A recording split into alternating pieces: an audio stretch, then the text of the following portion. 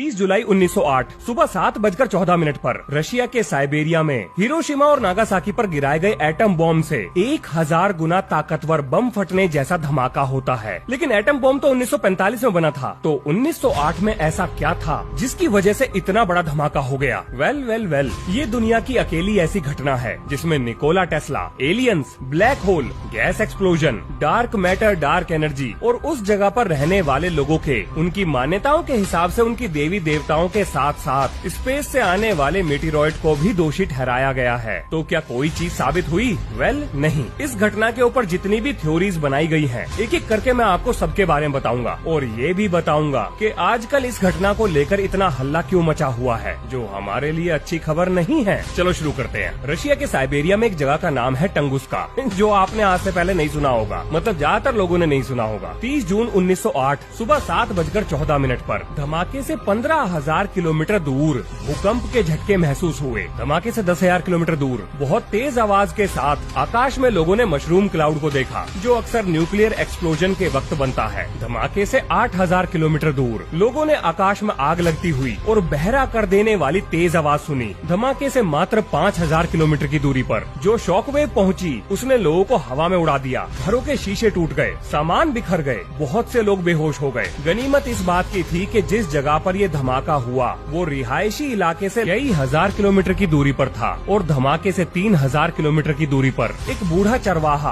अपनी भेड़ों को चरा रहा था और इस धमाके से पैदा हुई शॉकवेव ने उसे 15 मीटर हवा में उड़ाकर एक चट्टान पर दे मारा, जिसकी वजह से उसकी रीढ़ की हड्डी टूट गई और बाद में अपनी चोटों की वजह से उसकी मौत हो गई। ये सारी डिटेल जो मैं आपको बता रहा हूँ टंगुस्का इवेंट पर बनी हुई डॉक्यूमेंट्री में दी गई है और डॉक्यूमेंट्री का लिंक मैं आपको विज्ञान रिचार्ज के व्हाट्सएप चैनल पर दे दूंगा। अब आगे सुनिए। अब देखो, यहाँ पर रेडिएशन या आग लगने जैसी घटना नहीं हुई, लेकिन फिर इसे न्यूक्लियर धमाके से मतलब कंपेयर करके क्यों देखा गया और ये क्यों कहा गया कि ये जापान पर गिराए गए बॉम्ब से 1000 गुना ज्यादा ताकतवर था? तो जी उसका कारण है ये कि इसका असर यूरोप से लेकर एशिया हर जगह महसूस किया गया था और ये डॉक्यूमेंटेड है। चलो पूरी बात बताता हूँ। इस धमाके ने 2150 स्क्वायर किलोमीटर में जितने भी पेड़ खड़े थे सबको फ्लैट कर दिया था। या तो वो पेड़ पूरी तरह से जमीन पर लेट गए थे या फिर वो बिना पत्तों के, बिना टहनियों के, बिना किसी डाली के सीधे खंबे की तरह खड़े थे। इस धमाके की एक और खास बात थी, इस घटना के कई हफ्तों तक यूरोप और एशिया में रात के समय अंधेरा होना बंद हो गया था। लोग रात में न्यूज़पेपर पढ़ सकते थे। अब क्योंकि किसी मीटियोर यानी स्पेस से आने वाला वो पत्थर जो धरती की सतह पर जाके टकराएगा, उसके कारण रात को दिन में बदलने वाली घटनाएं नहीं होती। मतलब जब वो टकरा चुका है तो कई हफ्तों बाद आकाश में रोशनी कहाँ से आएगी? इसीलिए सबसे पहले इस मीटियोर वाली थ्योरी को खिड़की से बाहर उठा के फेंक दिया गया और उसके बाद पूरे सम्मान के साथ वापस भी उठाकर लाया गया। ऐसा क्यों हुआ ये मैं आगे बताऊंगा। और मीटियोर वाली थ्योरी को वैज्ञानिकों ने इसलिए भी सम्मान नहीं दिया क्योंकि घटना की जगह पर कोई भी गड्ढा नहीं था। अब अगर कोई पत्थर ताबड़तोड़ रफ्तार में जमीन से टकराएगा तो गड्ढा तो करेगा, और वो भी इतना बड़ा पत्थर जिसने 2000 किलोमीटर का एरिया बिल्कुल फ्लैट कर दिया हो, तो उसका कम से कम गड्ढा तो मिलना चाहिए। हाँ जी, गड्ढा ही नहीं मिला, जमीन बिल्कुल फ्लैट। लेकिन हमें कैसे पता लगा कि वहाँ पर जमीन फ्लैट है जब वहाँ कोई गया ही नहीं? क्योंकि जनाब टंगुस्का इवेंट के 20 साल बाद मिनरोलॉजिस्ट लियोनार्ड कलक टंगुस्का इवेंट की साइट पर पहुँचने की कोशिश करते हैं। शब्दों पे ध्यान दीजिए, मैं ये नहीं कह रहा हूँ कि वो साइट पर पहुँच गए, बल्कि मैं ये कह रहा हूँ कि ये पहुँचने की कोशिश करते हैं। अब इस बात का क्या मतलब है, अभी एक्सप्लेन कर देते हैं, सुनो ध्यान से। जब लियोनार्ड टंगुस्का के लिए अपनी यात्रा के मध्य में थे तो रास्ते में जब उन्होंने लोकल से बात करी तो उन्होंने ये कहा कि ये घटना उनके देवी देवताओं के श्राप की वजह से हुई है, क्योंकि आसमान को चीरती हुई बिजली यहाँ पर आकर गिरी थी। आसमान को चीरती हुई बिजली, इशारा समझ रहे हो ना? हाँ, निकोला टेस्ला और उनके द्वारा बनाया गया डेथ रे। अब डेथ रे के बारे में बाद में बताऊंगा, पहले जरा जनाब की यात्रा पूरी करा लेते हैं। तो जी इनकी यात्रा बिल्कुल भी आसान नहीं रही। अपने साथ ये जो घोड़े लेकर आए थे वो बीमार हो गए और रास्ते में ही मारे गए। जो आदमी ये अपने साथ लेकर आए थे वो भी बीमार पड़ गए, उन्हें इन्फेक्शन हो गया और उनमें से भी कुछ मारे गए। जो खाना ये अपने साथ लेकर चले थे वो बीच रास्ते में ही खत्म हो गया। तो ये जंगल में मिलने वाली चीजों से अपना गुजारा कर रहे थे और जब इन्हें ये लगा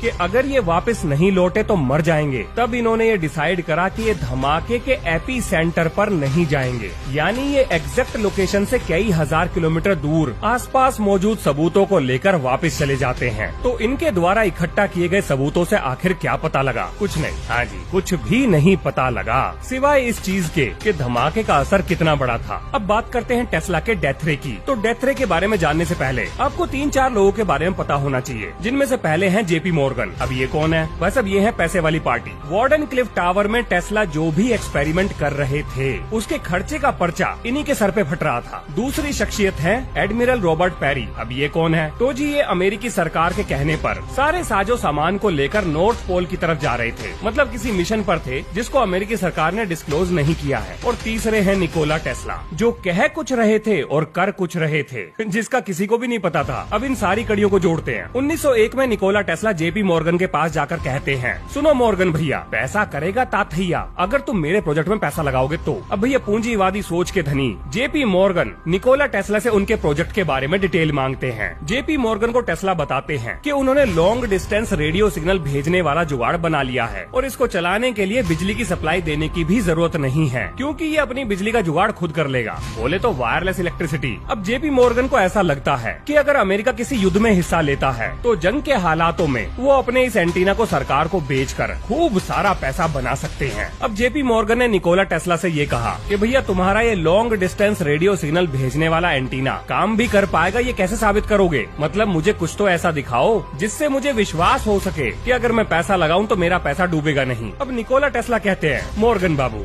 मत घबरा, तू चिंता ना कर, नाम पे ट्रस्ट कर, टेस्ला हूँ मैं। ये कुछ ज्यादा हो गया। मतलब निकोला टेस्ला मॉर्गन को विश्वास दिलाते हैं कि चिंता मत करो, मैं ये काम कर लूंगा, और मॉर्गन उन पे विश्वास करके पैसे की सप्लाई चालू कर देते हैं। वार्डनक्लिफ में टावर बनना शुरू होता है, लेकिन 1904 आते आते जेपी मॉर्गन का धैर्य जवाब दे देता है। वो निकोला टेस्ला से कहते हैं, देखो भैया या तो कुछ करके दिखाओ, नहीं तो मैं ये सारा तामझाम बेचकर अपने पैसे वसूल करने के रास्ते पर चल पड़ूंगा। अब यहाँ एंट्री होती है एडमिरल रॉबर्ट पेरी की। अमेरिकी सरकार रॉबर्ट पेरी को नॉर्थ पोल भेजना चाहती थी, लेकिन नॉर्थ पोल की समस्या ये थी कि वहाँ पर नेविगेट करना आसान नहीं था, क्योंकि इतनी दूर कम्युनिकेशन का कोई भी साधन नहीं था। मान लो कोई दुर्घटना हो जाए और मदद बुलानी पड़ जाए तो वो कैसे बुलाएं? अब निकोला टेस्ला रॉबर्ट पेरी से जाकर मिलते हैं और उन्हें अपने द्वारा बनाया गया एक रेडियो रिसीवर अपने साथ ले जाने के लिए कहते हैं, क्योंकि उस समय पर टेस्ला के द्वारा बनाया गया वो रेडियो सिग्नल रिसीवर इकलौती ऐसी मशीन थी जो लॉन्ग डिस्टेंस रेडियो कम्युनिकेशन कर सकता था। अब इस एक तीर से 2 निशाने लग गए। यहाँ से जेपी मॉर्गन को भी ये बात पता लग जाएगी कि टेस्ला के द्वारा बनाए गए जुगाड़ में दम है, और दूसरा एडमिरल रॉबर्ट पेरी की भी समस्या सुलझ जाएगी। लेकिन ऐसा हुआ नहीं। दरअसल 1906 में जेपी मॉर्गन ने पूरी तरह से पैसे की सप्लाई बंद कर दी। वार्डनक्लिफ टावर का काम रुक गया। अब निकोला टेस्ला अलग अलग इन्वेस्टर्स के चक्कर लगाने लगे ताकि वो निकोला टेस्ला के प्रोजेक्ट में पैसा लगाए और वो पूरा हो सके। अब समय आ चुका था 1908 का। निकोला टेस्ला ये बात बहुत अच्छे से जानते थे कि रॉबर्ट पेरी नॉर्थ पोल की तरफ जा रहे हैं और पूरी दुनिया की नजर रॉबर्ट पेरी के इस एक्सपेडिशन यानी खोजी अभियान पर है। तो अब अगर उन्होंने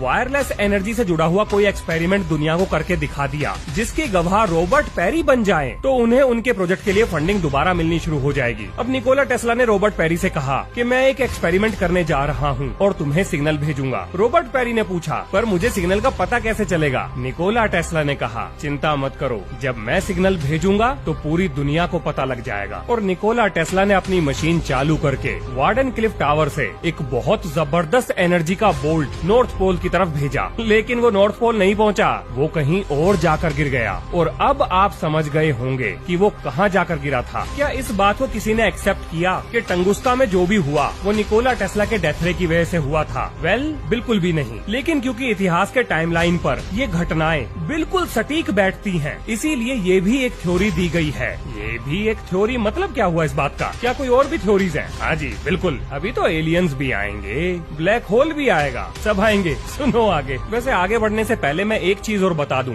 जेपी मॉर्गन ने निकोला टेस्ला की फंडिंग इसलिए भी रोकी थी क्योंकि जेपी मॉर्गन ने कॉपर माइंस में जबरदस्त पैसा इन्वेस्ट कर रखा था। जैसे ही जेपी मॉर्गन को ये बात पता लगी कि निकोला टेस्ला अगर अपने एक्सपेरिमेंट में कामयाब हो गए तो दुनिया को फ्री में वायरलेस इलेक्ट्रिसिटी मिल जाएगी, और अगर ऐसा हुआ तो लोग तार तार नहीं खरीदेंगे, बिजली के तार, कॉपर वायर, और अगर कॉपर वायर नहीं बिकेगी तो कॉपर माइन में लगाए गए उनके अरबों खरबों डॉलर डूब जाएंगे। इसीलिए छोटा नुकसान करके जेपी मॉर्गन ने अपने बड़े नुकसान को बचाया। लेकिन हमें ये कैसे पता लगा कि निकोला टेस्ला ने डेथ रे नाम का कोई हथियार बनाया भी था? मतलब कोई सबूत है क्या इस बात का? वेल, अगर आपको निकोला टेस्ला के द्वारा कहे गए शब्दों पर भरोसा है तो मैं ये कह सकता हूँ कि हाँ, हमारे पास सबूत मौजूद है। सुनो ध्यान से। इस घटना के कई साल बाद 1924 में एक खबर छपती है कि निकोला टेस्ला ने ये क्लेम किया है कि उन्होंने एक ऐसा हथियार बना लिया है जो दुश्मन के जहाजों को, यानी हवाई जहाजों को, हवा में ही मार गिरा सकता है। और 1934 में टेस्ला ने अपनी इस इन्वेंशन को नाम दिया टेलीफोर्स, जो हाई एनर्जी पार्टिकल बीम को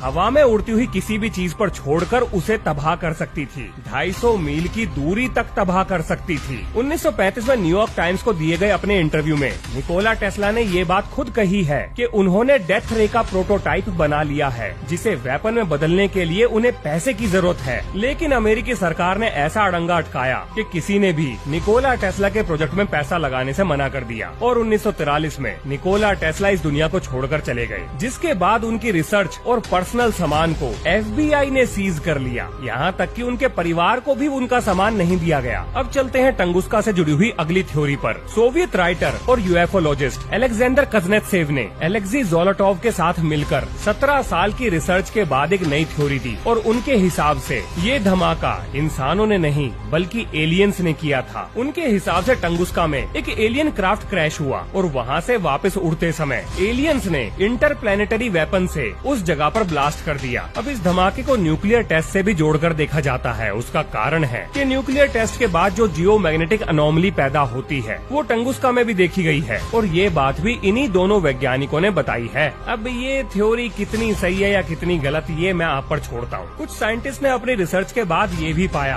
कि अगर ये धमाका 5 घंटे बाद होता तो ये रशिया के सेंट पीटर्सबर्ग में होता, या फिर अगर 1 डिग्री भी इसकी ट्रेजेक्ट्री बदल जाती तो ये धमाका भारत और चाइना के बीच में होता। इस बात का मतलब ये भी निकलता है कि इस धमाके को बड़ी प्रिसाइसली नेविगेट करके एक ऐसे स्थान पे किया गया है जहाँ कोई नहीं रहता था, मतलब पेड़ पौधे और जानवरों के अलावा। 1973 में नेचर जर्नल में एक पेपर पब्लिश होता है जिसमें ये कहा गया कि एक ब्लैक होल धरती से टकराया, जिसकी वजह से ये एक्सप्लोजन हुआ। और इस थ्योरी को देने वाले कोई छोटे मोटे लोग नहीं थे, बल्कि ये theory centre for relativity university of Texas से आई थी। इस थ्योरी में ये कहा गया कि ब्लैक होल टंगुस्का से जाके टकराया और धरती के नॉर्थ अटलांटिक रीजन से बाहर निकल गया। यहाँ पर इस बात पर भी जोर दिया गया कि टंगुस्का में एंटी मैटर और मैटर के बीच में कोलिजन हुआ था। जैसा कि हम जानते हैं कि जब मैटर से एंटी मैटर टकराता है तो वो अनाइलेट हो जाते हैं, यानी खत्म हो जाते हैं। लेकिन खत्म होने से पहले जबरदस्त एनर्जी पैदा होती है। तो टंगुस्का में जो धमाका हुआ था वो इसी एनर्जी की वजह से हुआ था, ऐसा भी बहुत सारे वैज्ञानिक मानते हैं। अब इसके बाद एंट्री होती है ऑथर जूल्स वर्न्स की। इन्होंने ये कहा कि टंगुस्का के नीचे मीथेन गैस का भंडार था, जिसका प्रेशर जब वहाँ की जमीन नहीं झेल पाई तो वो गैस बाहर निकल आई, और उस गैस के ऊपर जब बिजली गिरी तो उसकी वजह से ये धमाका हुआ। लेकिन जमीन में कोई गड्ढा नहीं हुआ, यही तो सबसे बड़ी समस्या थी। जमीन पे कोई फर्क नहीं पड़ा था। अब इसके बाद नासा की एंट्री होती है। नासा ये कहता है, क्या भैया हो गया तुम्हारा, अब हमारी भी सुन लो। नासा के हिसाब से ये था एक मीटेओराइट जो ठोस नहीं था। मतलब अगर कुल मिला के कहानी बनाई जाए तो वो ऐसी थी, एक मटेरियल जो कि ठोस नहीं है, उसके चारों तरफ बर्फ का पहाड़ है। तो जब वो एटमॉस्फेयर से आया सारी बर्फ पिघल गई, लेकिन मटेरियल अंदर एंट्री कर गया। लेकिन वो मटेरियल टंगुस्का से लगभग 1 किलोमीटर की दूरी पर, मतलब ऊंचाई पर, एक धमाके के साथ फटता है और धूल बन जाता है। तो उस धमाके से पैदा हुई शॉक वेव के कारण टंगुस्का इवेंट हुआ था। और क्योंकि वो पूरी तरह से धूल बन गया, इसीलिए जमीन पर कोई भी फर्क नहीं पड़ा। अब क्या ये हो सकता है? तो जी ये निर्भर करेगा कि आपको नासा की बात पर कितना यकीन है। लेकिन नासा यहीं पर नहीं रुका, उसने कुछ और भी बताया। नासा के हिसाब से इस तरह के पत्थर हर 300-400 साल बाद धरती पर गिरते ही रहते हैं। इस बात का मतलब ये हुआ कि कोई न कोई पत्थर धरती की तरफ जरूर बढ़ रहा होगा, जो भविष्य में जरूर टकराएगा। अब सवाल ये नहीं है कि ये होगा कि नहीं,